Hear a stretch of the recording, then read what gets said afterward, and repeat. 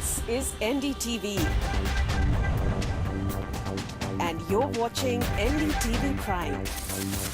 In association with Micromax. Nothing like anything.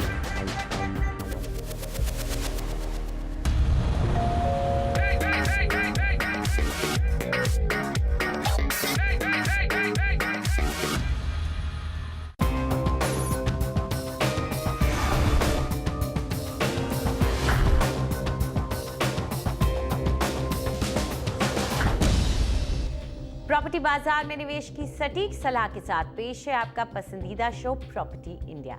हमारे real estate experts के साथ जानिए कहां आपके बजट में मिल रही है सही प्रॉपर्टी और कहां पर निवेश आपका पैसा कर देगा दुगना।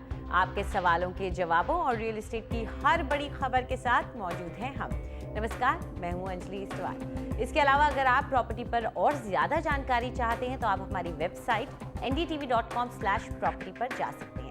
चलिए एक नजर डाल लेते हैं कि आज क्या क्या है खास।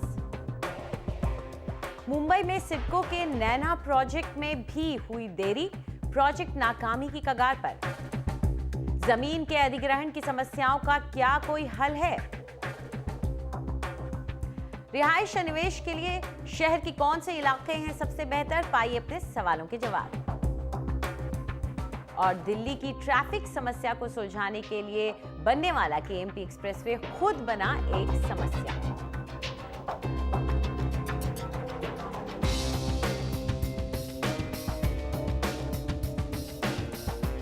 आज बात उस परियोजना की जो मुंबई मेट्रोपॉलिटन रीजन में अर्बन डेवलपमेंट और अफोर्डेबल हाउसिंग के लिए एक मील का पत्थर साबित होने वाला था। लेकिन जैसा कि इस देश में हर बड़ी परियोजना के साथ होता है, Navi Mumbai airport influence notified area यानी नैना भी जमीन अधिग्रहण की पेचीदगियों में फंसकर रह गई है। तो क्या नवी मुंबई की इस महत्वाकांक्षी नगरी का भविष्य अब अधर में है? ये जानने की कोशिश की निखिल नारायण शिवदास ने। City and industrial development corporation या सिडको का नैना प्रोजेक्ट समस्याओं से घिर गया है। इससे पहले जैसे नवी मुंबई अंतर्राष्ट्रीय हवाई अड्डे और ट्रांस हार्बर लिंक जैसे उसके दूसरे बड़े प्रोजेक्ट्स का हाल हुआ है, वैसे ही नैना के लिए भी सिडको को जमीन लेने की समस्या झेलनी पड़ी है। गांव के अंदर एवरेज महाराष्ट्रन गांव के अंदर 2000 एकड़ जगह होती है और उसके जो ओनर्स होते हैं वो भी 100, 200, 300 जितने गांव वाले हैं जो इन्वेस्टर्स हैं उनके पास ओनरशिप होती है। तो काफ़ी लैंड एरियाज क्लियर नहीं है, कोई लिटिगेशन में है, कोई लैंड ओनरशिप बहुत छोटी छोटी है। There is tremendous opposition to acquisition of land. जमीन के अधिग्रहण का सबसे ज्यादा विरोध होता है, इसलिए हमने एक विकल्प दिया है 40-60 का। या तो आप सरेंडर कर दीजिए वरना सिर्फ सुविधाओं के पैसे दीजिए। Pay the infrastructure development charges. CIDCO फिलहाल जमीन मालिकों और दूसरे हिस्सेदारों के साथ मिलकर इस समस्या का हल ढूंढने की कोशिश कर रहा है और जब तक कोई हल नहीं निकलता तब तक नैना अटका रहेगा। सिडको विकास के लिए जो शुल्क मांग रहा है वो काफी ज्यादा है और इस बात ने मामले को और पेचीदा बना दिया है। इससे लागत में प्रति वर्ग फुट लगभग 500 रुपए तक की बढ़त हो जाएगी। बिल्डरों का दावा है कि इससे नैना के किफायती मकान महंगे हो जाएंगे। जो मार्केट लिंक वैल्यूएशन पे रहेगा सो वो अराउंड अभी 500 रुपया आ रहा है, आगे जाके मीटर पे 1000 रुपया होगा, 1500 होगा। सो ये चार्जेस इतने हेवी इन्होंने जो दिए हैं या प्रपोज किए हैं ये परवड़े ऐसा बिल्डरों को नहीं है। डेवलपर्स की ये भी मांग है कि सिडको सुविधाएं बनाने से पहले ही उनके नाम पर जो पैसा ले लेता है वो लेना बंद करे। इस बात पर बिल्डरों और सिडको के बीच ठन गई है, यानी नैना में एक और अड़ंगा। सिडको का अपना पॉइंट ऑफ व्यू है कि आप इंफ्रास्ट्रक्चर कॉस्ट हमको पहले दो। बिल्डर को ये डर लगता है कि मैंने पहले इंफ्रास्ट्रक्चर का पैसा दिया तो सिडको उसको पूरा करेगी कि नहीं। आज भी उल्वा तलोजा में लोग रह नहीं पा रहे हैं बिकॉज ऑफ इंफ्रास्ट्रक्चर, और यही सीनारिया अगर वहाँ पे डेवलपमेंट चार्ज लेके या इंफ्रास्ट्रक्चर डेवलपमेंट चार्ज लेके सिडको करना चाहती है तो ये पॉसिबल ही नहीं है, क्योंकि एक तो वहाँ पे बिल्डर कोई जल्दी प्लान पास करने जाएगा नहीं क्योंकि बहुत हेवी चार्जेस है। सेकंड थिंग, अगर गया मान लो तो भी कंस्ट्रक्शन करेगा नहीं क्योंकि इंफ्रास्ट्रक्चर नहीं है। सुविधाओं के प्रोजेक्ट में सिडको की नाकामी का असर उसकी साख पर पड़ने लगा है। महाराष्ट्र में यही संस्था समय पर अपने प्रोजेक्ट पूरे करने के लिए जानी जाती थी। इसका नतीजा ये हुआ है कि नैना में निवेशकों की दिलचस्पी घटती जा रही है और जानकार चाहते हैं कि नैना के लिए सिडको को अपनी रणनीति पूरी तरह से बदल देनी चाहिए। वो इन्वेस्टर जो चाह रहे थे कि हम 6 महीने साल में हमारा प्रोजेक्ट का बिगिनिंग मतलब हम अपना प्रोजेक्ट शुरू कर दें और 3-4 साल में ख़त्म करके हम लोग अच्छा एक प्रोजेक्ट बना के निकल जाएं, वो लोग मार्केट से चले गए हैं। In my opinion, now the SIDCO required 3 chief executive officers, 3 CEOs, 1 for Naina, 1 for airport and 1 for Trans Harbour Link. अगर नैना जल्द ही पटरी पर नहीं लाया गया तो डर है कि कहीं इसका भी हाल नवी मुंबई अंतर्राष्ट्रीय हवाई अड्डे जैसा न हो। मुंबई से निखिल नारायण शिवदास की रिपोर्ट, NDTV।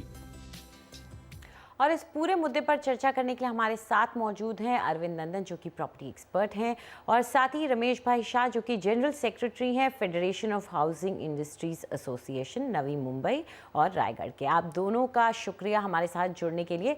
शाह साहब, शुरुआत आपसे करना चाहेंगे। इस स्टोरी में हमने देख लिया कि अड़चनें बहुत सारी हैं, लेकिन क्या कोई इन अड़चनों का हल है भी? क्या कुछ आज सिडको ऐसा कर सकता है जिससे इन दिक्कतों से पार पाया जा सके? हम लोगों ने federation of housing industry association की तरफ से सभी जो वहाँ के जो भी एसोसिएशन है, बिल्डर एसोसिएशन, उनका एक फेडरेशन है, सो हम लोगों ने 1 to 64 पॉइंट्स उनके पास सबमिट किए थे सजेशन ऑब्जेक्शन के डेट्स के अंदर ही।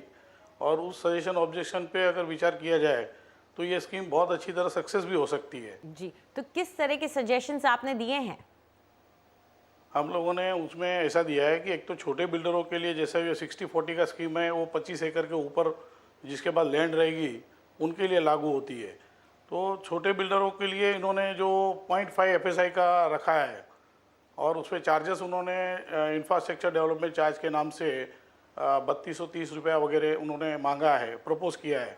तो ये चार्जेस बहुत हेवी है, ये चार्जेस कम किए जाए, घटाए जाएँ। और 2 डबल चार्ज हो रहा है, क्योंकि डेवलपमेंट चार्जेस जो लेते हैं प्लान पास के समय और बाद में इंफ्रास्ट्रक्चर चार्ज फिर दोबारा, तो 500 रुपये के आसपास वो अभी बता रहे हैं, लेकिन मार्केट लिंक के कारण वो भी 700-800 रुपये तक जाएगा।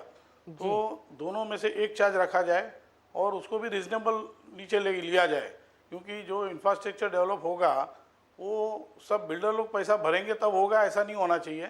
सिटी डेवलप हो रही है और उसमें 40% लैंड, यानी जो उन्होंने ग्रोथ सेंटर के नाम से जो रिजर्व एरिया रखा है, वो सीट को खुद डेवलप करके बाद में टेंडर में बेचेगी। तो करोड़ों रुपया मुनाफा होने वाला है। तो अभी से वो मुनाफा के सामने उन्होंने ये सब सुविधाएं बिल्डरों को देनी चाहिए, उस एरिया में चार्जेस कम करने चाहिए। जी जी, अरविंद, आप क्या मानते हैं कि जाहिर तौर पे चार्जेस बढ़ेंगे तो इसका असर प्रॉपर्टी की प्राइसेस पर भी बढ़ेगा? वहाँ पर अफोर्डेबल हाउसिंग का हब मान के चल रहे थे कि बाद में यहाँ अफोर्डेबल हाउसिंग आ सकती है, तो इसका कोई असर पड़ता आप देखते हैं?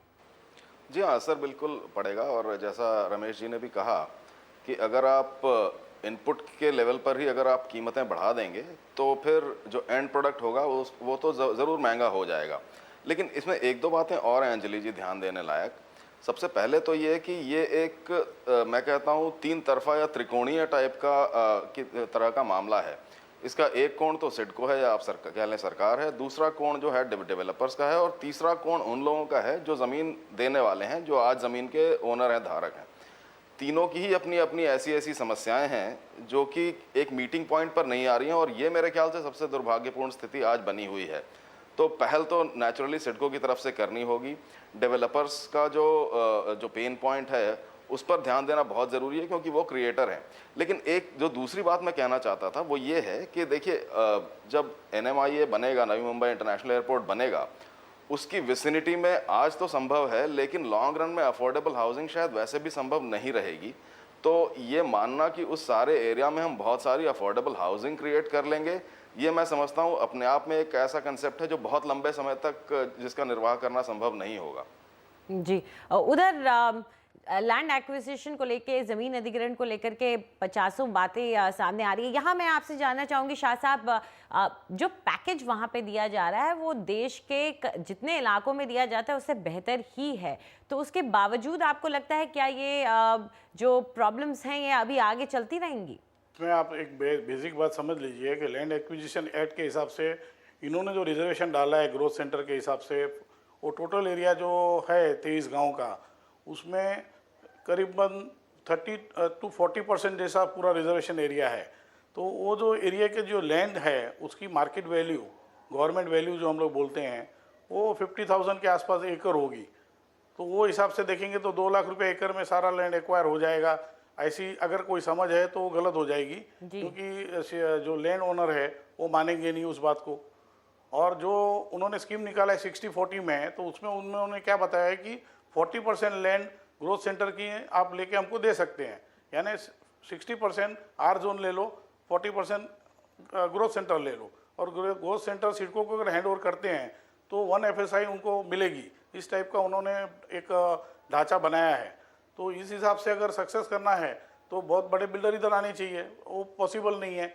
और जो छोटे बिल्डर है उनको 0.5 FSI में काम करना परवड़ेगा नहीं, ये पोजीशन है। जी अरविंद, उधर सुनने में ये भी आ रहा है कि सिडको ने इतनी देरी की डेवलपमेंटल रूल्स बनाने में भी, ये सब पॉलिसी तैयार करने में, कि अब वहाँ पे लैंड माफिया भी बहुत ज़्यादा स्ट्रॉन्ग होता जा रहा है। क्या ये कहें कि नैना का जो सपना है वो नैनो से दूर ही होता जा रहा है अब? जी, मैं कह रहा था, आपने उसको शब्दों का अच्छा रूप दे दिया। ये समस्या ऐसी है जो काफ़ी समय से जटिल बनी हुई है। सिडको का पदार्पण ही इसमें काफ़ी देरी से हुआ SPA के तौर पे, और उसके बाद सिडको के पास मैनेजिंग डायरेक्टर भी नहीं था। उसको लेकर भी पेचीदगियाँ बनी हुई थी हाल कुछ समय तक। तो ये एक ऐसा एफर्ट है जिसमें कि मुझे लगता है बहुत ज़्यादा एनर्जी और सोच लगाने की ज़रूरत है, जो शायद अभी हाल फिलहाल तक भी ठीक से हुई नहीं थी। और अब जब हुई है तो जैसा रमेश जी गिना रहे हैं, या जैसा आप जो लैंड ओनर्स हैं उनकी भी समस्याएं पढ़ें, तो ये एक दूसरे से और उलझती हुई दिखाई पड़ रही हैं। तो नैनो से शायद गिर तो नहीं गया, लेकिन ये स्थिति ऐसी है जिसके बदले में मैं एक दूसरा शेर कहना चाहता हूँ। हर इंसान को, हर पार्टिसिपेंट को ऐसा लगता है कि पत्ता पत्ता बूटा बूटा हाल हमारा जाने है, जाने न जाने गुल ही न जाने बाग तो सारा जाने है। तो हर कोई ये समझता है कि मैं सबसे बड़ी मुसीबत में हूँ, और दूसरों को तो दिखाई पड़ रहा है, लेकिन जो कंसर्न अथॉरिटी उसे नहीं दिखाई पड़ रहा है। मैं समझता हूँ इस जो कन्फ्रंटेशन की जो हालत बनी हुई है, सबसे पहले इसको डिसॉल्व करें, लैंड ओनर्स से पहले बात करें, जैसा कि शायद सरकार ने कहा भी है कि वो पहले लैंड ओनर्स के पास जाके उनकी समस्याएं सुलझाएगी, उसके बाद डेवलपर्स की समस्याएं सुलझाएगी। बिना ये दोनों काम किए ये वाकई नैनो से गिर पड़ेगा ये सपना, जैसा आपने कहा। जी, तो अरविंद, क्या आप सिडको की तरफ से ऐसी पहल होती देख रहे हैं? आपको लगता है कि सिडको का एटीट्यूड है ऐसा? ये कहना बड़ा मुश्किल है, खासकर उस स्थिति से जहां पर आज हम खड़े हैं। लेकिन उम्मीद तो यही है कि सिडको, और खासकर जो सिडको के MD हैं, उन्होंने भी कम से कम 1-2 बयान तो दिए हैं कि हम इस मामले में पहल कर रहे हैं। जी। मुख्यमंत्री जी ने भी कहा है कि जनवरी तक हम लैंड एक्विजिशन कंप्लीट कर लेंगे। तो इन बयानों के तौर पर शायद ये उम्मीद लगाई जा सकती है कि वाकई इस दिशा में काम हो रहा होगा, और ये दिखाई पड़ना शुरू हो जाएगा आने वाले 10-12 दिनों में, ऐसा लगता है। जी जी, आशा यही करते हैं कि नैना जो है उसका कोई ना कोई साकार रूप हमको नज़र आए। वक्त लगेगा, उम्मीद तो यही थी कि जल्दी से जल्दी हो जाएगा, लेकिन आप उसको देख करके लग रहा है कि लंबा वक्त लगने वाला है। लेकिन आप दोनों हमारी इस चर्चा का हिस्सा बने, उसके लिए बहुत बहुत शुक्रिया आपका।